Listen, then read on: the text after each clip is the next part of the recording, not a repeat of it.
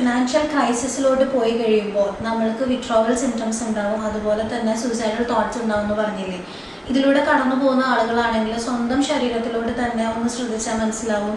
ഭയങ്കര ഒരു chest tightening feel ചെയ്യുക, ഹെഡ് ഹെവിനെസ് ഫീൽ ചെയ്യുക, ഉറക്കമില്ലായ്മ അനുഭവപ്പെടുക, ദാഹം, വിശപ്പ് ഇതെല്ലാം നഷ്ടമാകുക, ഒരുപാട് ഓവർ തിങ്കിങ്ങിലൂടെ കടന്നു പോവുക, കാട് കയറി ചിന്തകൾ പല അറ്റത്തേക്കും പോകുന്ന രീതിയിലുള്ള ബുദ്ധിമുട്ടുകളിലൂടെ ആയിരിക്കും അവർ കടന്നു പോകുന്നത്. അപ്പോൾ നമ്മൾ മനസ്സിലാക്കേണ്ട ഒരു കാര്യം സോഷ്യൽ സപ്പോർട്ട് അവിടെ എടുക്കണം എന്നതാണ്.